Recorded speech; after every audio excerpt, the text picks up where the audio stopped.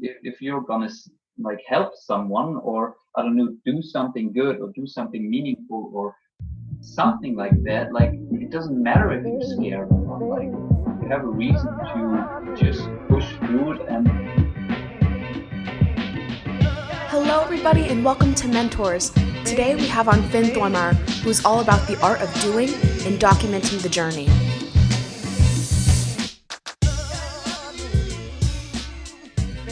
Hey, everybody, and welcome back to MentorZ. Today I have Thormeirer with me. Thank you so much, Finn, for being on. of course, thank you so much. All right, so I have to start with your origin story because one, you're so young, and what you're doing now is pretty incredible to me. So can you go back into where you were at one point in your life and where you are now? Okay, so 21 years ago, I was in the belly of my mom. No, I didn't start that early.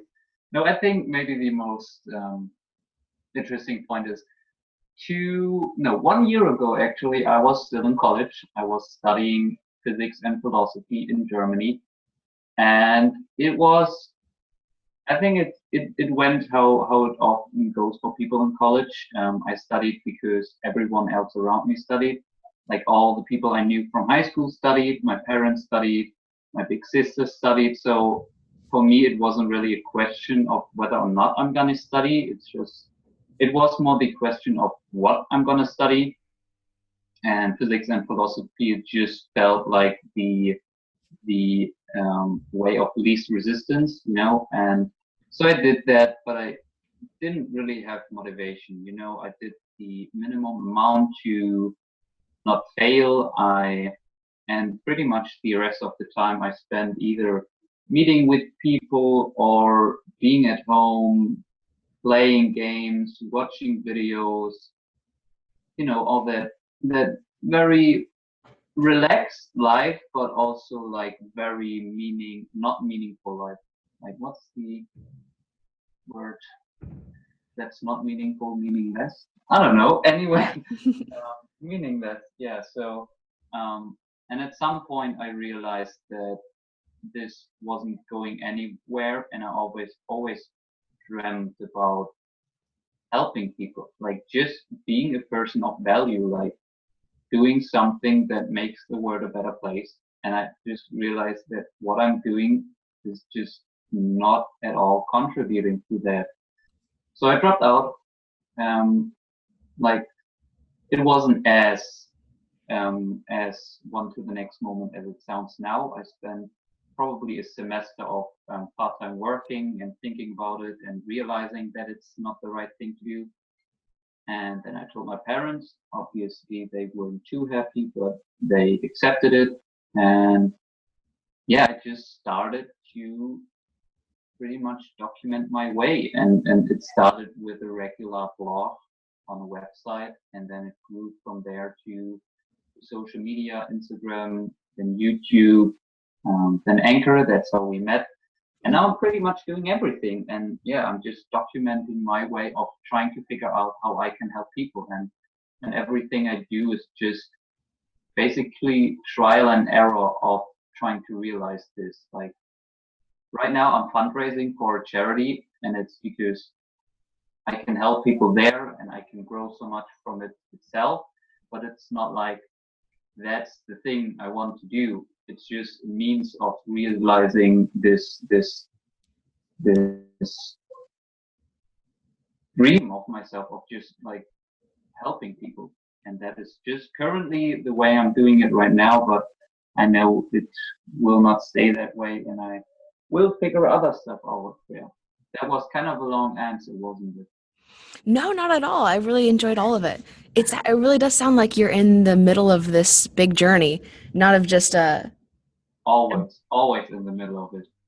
I Oh don't yeah. think I will ever get to the end. I mean, at some point there is an end, obviously, but I hope to never because then what after that? Like, what do you do after that? Like, always adapting and seeing what I can do better. I know it sounds like so much self-discovery. Actually, speaking of that, you said you went from like a very relaxed and meaningless life and then you go, you know what, this isn't for me, and then you jumped onto something.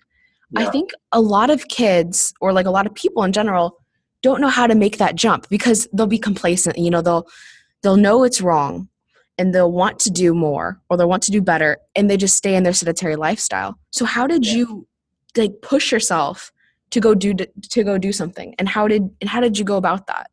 It's interesting. I'm still trying to figure that out because I see that for me it did so much, and I want to see if I can like replicate it for other people. And I think the biggest reason was that prior to that, I started listening to, well, kind of podcast, kind of live stream of very like right minded, no, not right minded, like right action minded. And it was basically talking about that, like that just sitting in your room playing video games is not only like it's not really fun for yourself, but it's also like, I mean, I have the luxury to be able to choose whatever I want to do. You know, I wasn't born into poverty or born into slavery or anything of that stuff. Like I have really the luxury of being born into a situation where I can choose to do anything I want. And if I then make the decision to choose to sit on my ass and do nothing, then that's kind of not only egotistical, but just wrong, I feel like. And so that was prior to that, probably like half a year of listening to that kind of stuff and really thinking about it. And it made a lot of sense. But the actual moment was really like the moment, like, I don't know what the term is like. I don't want to use the word enlightenment, you know it? It's such a religious term and it was not at all for me, but it actually was like, it was from one moment to the next that I said, nope, this is not cutting it and I'm going to change everything. And I don't know what led to that, like what were all the things that eventually led to that one point. But I know that, putting yourself in a position of the opinions and mindset that you want to have, and just exposing yourself to it subconsciously, I think so much will happen. Oh yeah, because you know at that point you become conscious of your situation, because someone who sits down and plays video games for hours on end probably isn't thinking about their life as a whole. Oh yeah, I agree. Where they're going. But you, because you had this podcast and you've been like listening to people over time, you've realized the reality of your situation and you want to change. Yeah. Which I find so cool, because not everyone takes that action. And you know, when you're talking about you felt enlightened, I think the right word was epiphany. Oh yeah. I think I heard that. Yeah, my English is not that good in terms of like very specific words, but I think that's good. Yeah. Yeah, no, it's totally fine. I understand. I can help you out with some diction. I promise you. Have you been traveling a lot? Because I know you've been focusing on helping people. What are all the projects you've gone through since that epiphany of I need to start doing? Yeah. So actually, like just in general, in terms of traveling after high school, I went to New Zealand to work and travel. But that's kind of irrelevant to the topic right now. And after I had this epiphany. Yeah. Ooh, I got it. Nice. I lived in Heidelberg at that time because that's where I studied. And after I had the epiphany, I moved back to my parents. And because I didn't need to be at that place because I didn't go to college anymore. And it just was, for me, it made sense and was smarter because I saved money for rent. And I think many people would not go back because it just, for other people seeing it, it seems weird at that age to go back to your parents. But I actually don't care. And I enjoy it a lot recently. And yeah, in terms of fundraising, like I've been now to 5 different cities in Germany. I'm traveling from city to city for a week always. And so that's also been very nice and interesting to see how people actually are subtly different in all the different cities. Yeah, please tell me about that, because I know a lot of traveling, you notice so much about how people interact. Yeah, so because I do fundraising and like talk to people about charity, it's always very directional, the conversation. But the more and more I do, I really see a difference in North and South. Um, because the more you go to the South, the more open people are. And I think that reflects kind of like if you go way south and out of Germany, like Spain and Italy and Greek, that Mediterranean area, people are way more open. But you can see that very subtly in Germany. And also, like in the north, people are more direct. So they don't talk a lot. They want the facts. They want to have a chore.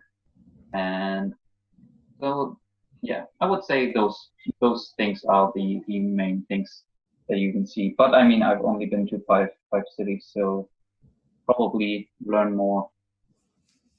Yeah, do you actually see any reason for that social difference? Um, I don't know what. I guess like the more you're to the south, I mean, the weather gets better. It's just I don't know if it's actually. I guess you're more exposed to the very open culture of other countries that are to the south of Germany, and I don't know. That's actually a very interesting question. I've not thought about that so much. What the actual reason is why people in the north are more um, short-worded. Is that a word, short-worded? I understand it. Ah, I understand it. I know. Actually, how many languages do you speak? um, well, only English and German, and I had French for 3 years, but I don't speak it like at all. And I can I like speak 3 words in Spanish. I understand. I promise you. I took 3 years of Spanish, and I promise you I can hardly speak it today. It's so bad because I actually was in New Zealand and there were so many French people, and I just could not converse with them. Like I couldn't talk with them because I forgot everything. The crazy thing is like I love the fact though that especially in Europe there's so many different languages, and like and even like little kids already know like at least two when they're young, and you just keep expanding on that. Yeah, I mean, we learn English from elementary school now. And I think like the Scandinavian countries, they are killing it with the English language. Like Scandinavian people are so good in English. It's crazy actually. Really? Yeah. Is it because their native language is tied closely, or? It's because they have a pretty good education system. Like Finland and Sweden, they are pretty big on their education. That's honestly pretty awesome. Yeah. I love that. Actually, so how do you not only find these opportunities to travel, how do you find these like opportunities to work on all these different projects? How are you able to jump from one thing to another and then support yourself through that? Hmm. Well, I think it's just exposing yourself. Like I started with the first thing that came to my mind, which was starting a blog. And that was just because I was exposed to podcasts that had a blog. So it's just like I was in the bubble of people having blogs. So I thought, well, I must have a blog. And so I started blogging. And then, of course, through that, you somehow always get connected to Gary Vaynerchuk, Gary V. And then through that, I started Instagram, and because I wanted to document more, I started YouTube, and then through Instagram, I met people who did things, and I mean, it's just like doing, and then from that, you get opportunities, and just be open to like. I mean, this interview right now, I just started on Anchor and just did it with no intent at all, and then randomly met a person called Ava, And then she has a podcast and she asked me if I wanted to do this, and then just be open to it and just say, yeah, whatever. I've never been on a podcast. I mean, I've been now 3 days ago, you know it, but it's, that's just all I have to do. Like, and the more you do and the faster you act, that's just the faster new opportunities will come in. So what is acting fast for you? I think it's just spending your day productively, and like, I mean, that's the main thing. Like, not like sleeping for 12 hours and then maybe watching YouTube for another 3 hours. Like, if you just spend your day with actually doing things that are productive, that's the main thing. But then also, like, not overthinking things. Like, starting in YouTube, like, whenever I have ideas, like, also the fundraising, like, I didn't like think for a month or whatever if I actually want to do fundraising.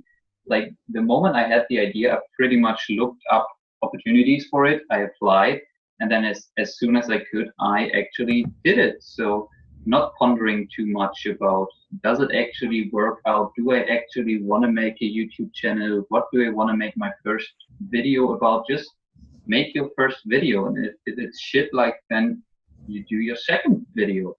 But I think it's always better to do 3 shit videos instead of 1 decent video. In an odd way, I agree with that, and I won't lie to you. I've been doing some of that too, but the difference between you and me is I haven't been putting video content out yet. I've just been storing it on my phone, and I think a little bit is because of fear. Actually, that's a really great question. How do you overcome some of that fear or that laziness? Because, well, mainly, especially for kids right now, it's fear. Social media is such a big thing right now. You just don't want to mess up on it. Yeah. I don't know. It's actually like, I think, and this is nothing new, like Simon Sinek talking about your why. Like, if you're sure about why you want to do something, the how becomes pretty easy. I think, wasn't it you who posted that quote also? In all honesty, I might have, because Simon Sinek, I mean, actually, even I can definitely hear your Gary Vee influence, which I admire so much. Yeah. Both of those people. So yes, I think I did post that. I think the reason why Gary Vee is so successful is because he just talks truth. Like, it's not opinion what he says, like, it's actual factual truth. And I think, like, if you know why you want to do stuff, like, let's say you want to make a YouTube channel, and for you, the reason why you want to do it is because you want to become famous as a YouTuber. Then of course you're going to be scared, because that's not a good reason. Like, just becoming famous is not a good reason. But if you want to make a YouTube channel because you think you can help people, then it doesn't, like, it doesn't change the fact that you might be nervous or that you might be scared to do it, but you just push through it, because, like, so what? Like, I mean, if you're gonna like help someone, or I don't know, do something good or do something meaningful or something like that, like, it doesn't matter if you're scared or not. Like, you have a reason to just push through it and whatever. I completely agree with you, and I love that, because it's such, I feel like it's a difficult thing, maybe the first time, but after you keep rolling, you're entirely right. You're just simply doing, which I feel like you've gotten into that state of doing. Yeah. And I'm getting more and more into it. Like, there's always room to get better, but I think, like, just always reminding yourself of why you want to do it. Like, if I remind myself that I have one simple finish line, and finish line meaning that when I take my last breath. Like, I think way too many people have a 1 year or 5 year goal. Like, I have one goal, my finish line meaning when I take my last breath. And my finish line is that I want to have maxed out the number of people I have helped. And it's so easy to use that as a proxy whenever I have to make a decision. And so when I have to make a video, and I think, well, I'm kind of uncomfortable doing it, or I don't want to do it, or it might be not as funny as I think, then whatever, when I'm doing it, the video, I'm still gonna help more people. So there's no reason to not do it, because it doesn't matter that I'm scared. So just having that why, and maybe spending time, or I think it's just so important to find your own why and then just reminding yourself. I think the coolest thing for you is that your why, your reason is beyond yourself. Yeah. It's completely like beyond self-intention, and it's you just deliberately want to help people. But the thing is like I see meaning of life, or like, fulfilling life, being successful. I do see it as how many people have you helped, which is basically something that Naveen Jain said. I love Naveen Jain. But I also feel like there is potential meaning or different meanings throughout your life. So like at one point in your life, the meaning or that purpose then was for this thing, and then so on and so forth.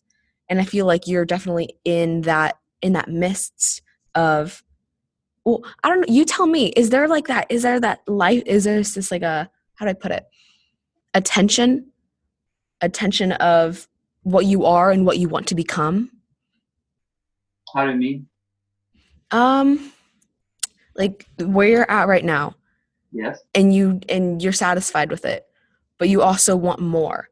Is there that internal struggle and tension to become more? And if so, what is that more? I don't think there's the want to do more. I think there's the necessity to do more to be able to reach that finish line. But I think what's so interesting about my personal finish line, and I really like my own personal finish line, because I think it's just like there's no like, first off, I can never reach, there's not a goal because there's no maximum number, like it's not like I want to have helped 1,000 people or something, because then there's somewhere a point where I have reached it, and like maxing out the number, I can do it every day. Again, like there's no difference between me doing it now and me doing it in 50 years, because of course what I'm going to do in 50 years is different, and of course I'm going to have more resources and be in a better position to help more people, but I'm still going to try to do my best to help people. So I don't know, like I'm very, very, I don't know. I actually also don't know why I can talk about this so with so much sureness, because I know I can put it in perspective of me being 21 years old and talking about my finish line, which means when I'm dead, which is probably in 100 years, and me talking about things which will happen in 50 years. I know how it will sound to outsiders, and I know how, and I don't know how I can be so sure, how I can have the sureness I have right now, but I don't actually know where I was going with this. Wait, what was the question? You're fine. Well, it was basically about that drive, that internal drive. And for you, it definitely seems like that end goal, which to me sounds, you're totally right. To me, it sounds a little crazy because that end goal is so far away. Yeah. And that motivation it keeps chugging through. Like, do you ever have like smaller goals? Like, I know you jump from project to project. So is it like, not like, oh, let me do 10 projects, but like, let's try to go through as many projects as we can, or let's try to find this many things, or do this, or do that many? Yeah, I mean, I think it's like practicality always needs some goals, and people have to decide for themselves. Surprisingly for me, goals are never, or at least until now, not really related to numbers. So I have a goal of just putting more attention to Instagram right now because I'm seeing the best results from it right now. So I want to put more resources into there. But it's never like I want to reach that amount of followers or that amount of likes, or I want to make that amount of money, or it's never numbers. It's more like deciding on what I want to put my attention and focus and time and resources in right now, and just in general doing my best to get better at it. Yeah, I can see that, because in all honesty, no, I don't. I'm kind of like you in that sense. I don't really care about how many Twitter followers I get, or how many retweets or likes I get, or how many people listen to me. All that matters is and I think you can agree with this too, like a not a quantity, but a quality. Do you look for that too? Not in just like of your content, but also people of your audience. Yeah, and I think like also what's interesting to always compare yourself with yourself, like because you can always compare yourself with other people who are more successful or who have funnier videos or better videos or better looking quotes or whatever. But just looking at how your videos were a month ago or how you did like a couple of days ago and just seeing whether or not you're better compared to that version of yourself a few in the past and just working on that because that's the only way you can personally grow. Yeah, it takes like a lot of, well, is it just external? Like, oh, here's my content, let me fix my content. Or do you also find it on like a on a self-improvement level, on like a internal thing? Do you mean like with internal like mindset or? Like mindset. Yeah, I think it applies to anything. And it's interesting. Like I just recently I thought about like now I forgot the word. Um, actually, I have to Google it right now. Because I think like it's still important to see how you are being perceived. Like we just talked about comparing yourself with the version of yourself, and I think that's very important. But you also have to be like aware of how you are doing compared to others. And it's called complacence. The word complacence. Mm-hmm. Yeah. I think it's very dangerous and happens often in social media that we become complacent with the type of content we post because we post something, we get reactions, we see what performs good and what gets good reactions, and we all have to decide what that means, like followers, likes, comments, whatever. And then we start to maybe do content just because of that, like seeing, okay, this performed well, so I'm just gonna do it again in the same way. And that's the danger of becoming complacent. And I always gotta remind myself to not do that because it's so easy to fall into the trap of just because I don't think because it sometimes can I have the idea that that will help people. Like if I post a video and it gets a lot of like, then I think that helped people most. So I'm just going to make another video very similar to that. And I think that I can help people the most if I just focus on myself right now and do the things and create the type of content that matters to me, because that's only how I can eventually come into a position where I can really, where I'm actually able to give a lot. And yeah, so the difference between complacent and providing value, I think it's very interesting.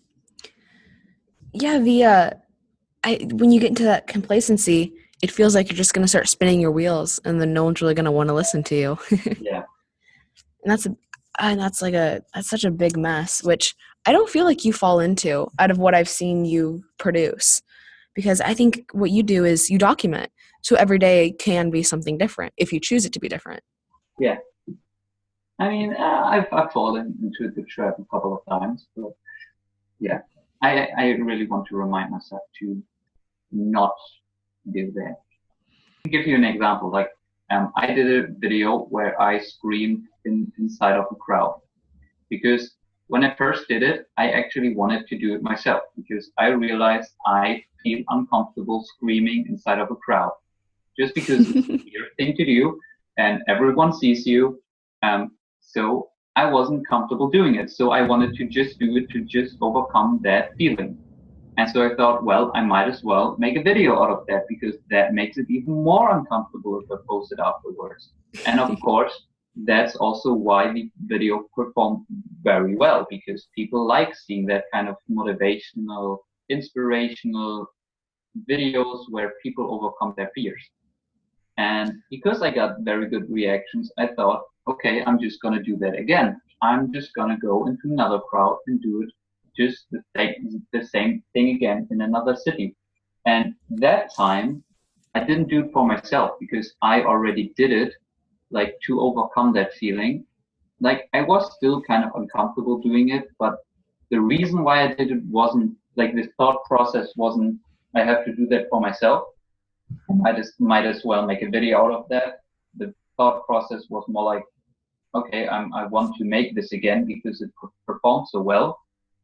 So that actually what I really mean with complacency. Like I just thought I'm gonna do it again, even though like if I didn't would have gotten any reactions, I wouldn't have done it for myself. I did it just for other people. So it's like if you're going to produce anything, produce it to better yourself, not to just continue to gain more likes and views like that. Yeah, and just do whatever you actually want to do. Because for me, I wouldn't have done it just because I just did it because I wanted to make another video that performed well. I understand that. So what do you say to the kid that doesn't know what they want to do? You mean in life? Or yeah, like sadly enough, oh my gosh, you have no idea. I mean, there's kids here, whom I love, but yeah. It's like, what do you love? What do you want to do with your life? Kids are like, I don't know. What do you love? Yeah. I don't know.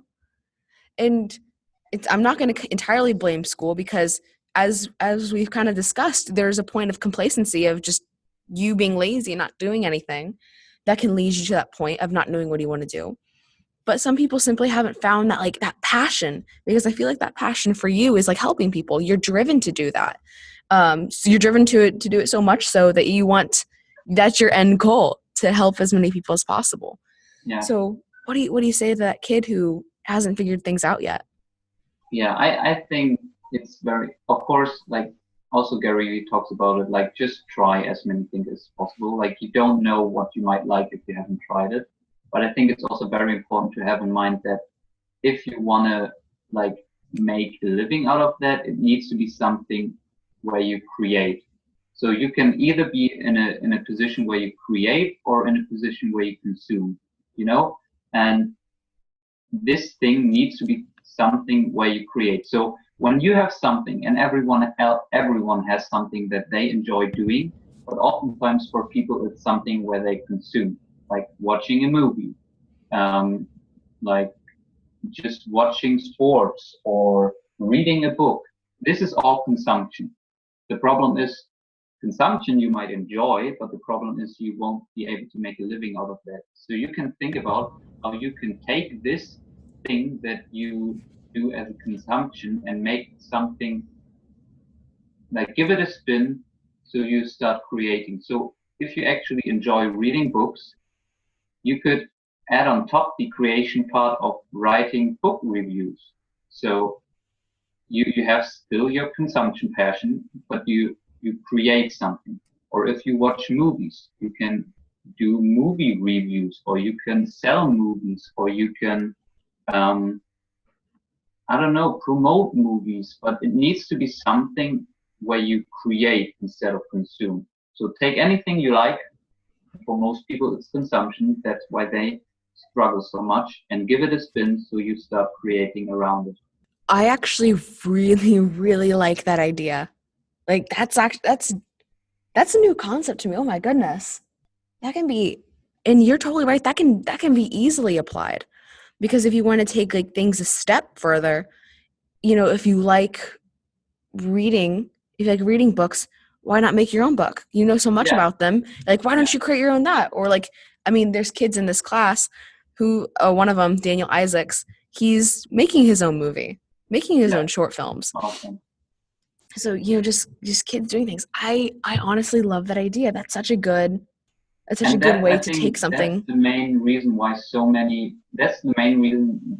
people, some people have no problem to find their passion, and other people struggle so much, because some people just out of luck or out of, I don't know, just enjoy already something where they create. So if you enjoy painting, then you are already in a position where you create. So then it's easy to say, okay, I'm going to become a painter. Or if you make music, then you already are in a position to create. But most people don't enjoy making music, they enjoy listening to music. And then you got to be a bit creative of thinking how you can like create instead of consume.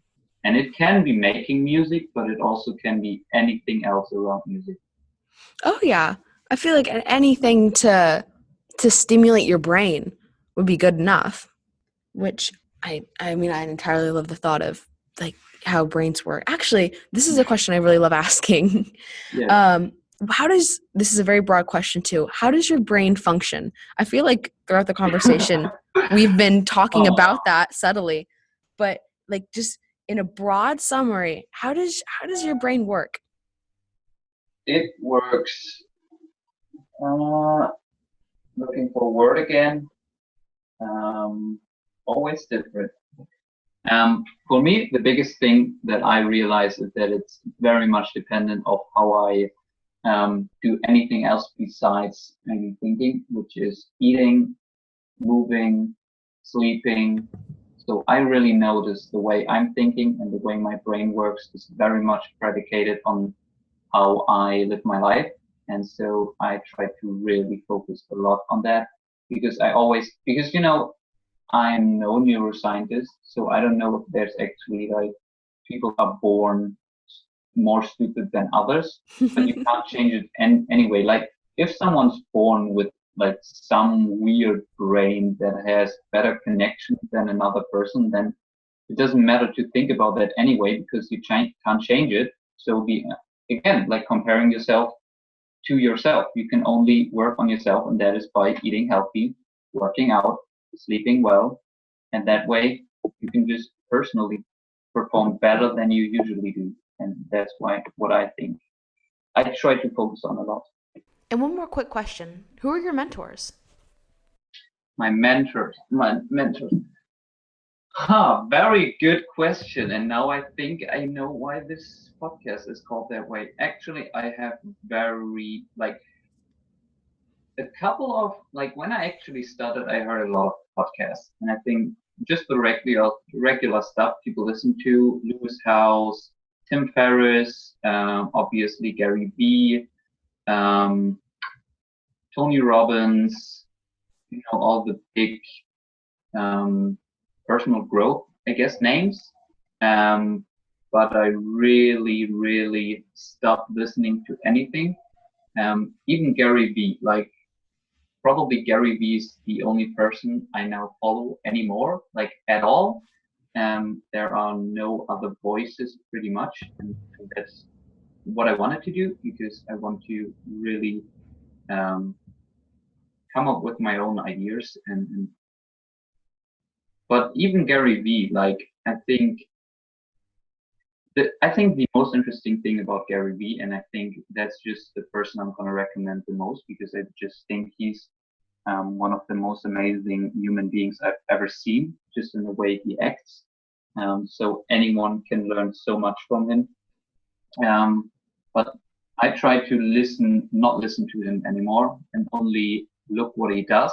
So of course I'm learning a lot from him, like whatever he does on YouTube or Instagram when he changes strategies, like what type of videos he posts, like what kind of thumbnails he posts, like very tactical stuff. That's what I'm looking, but I'm trying to not listen to him with any kinds of opinions because I want to silence out any other opinions just so I can make up my own. And so, you're back. Yeah. I just figured out how to fix everything. Uh, Nice. I know it was a little messy, but thank you so much for putting up with that. We had a little bit of a technical difficulty, which I'll probably cut some of those odd parts Hmm. out. But thank you so much for being on my podcast. It means the world to me. Your influence of Gary Vee, I can definitely see, and I think you're doing a great job. You've really embraced that just do Yeah, mentality as well as documenting, creating, and you're just chugging along, man. You're just progressing. thanks. That's what I'm trying to do. And I think you're doing it very successfully. So once again, thank you for having me on the podcast. Thank And you so much for having me. I hope you enjoyed that conversation. If you like what we're doing, please help us grow by sharing. And if you have any recommendation for future guests, please email me at agwetrick@gmail.com.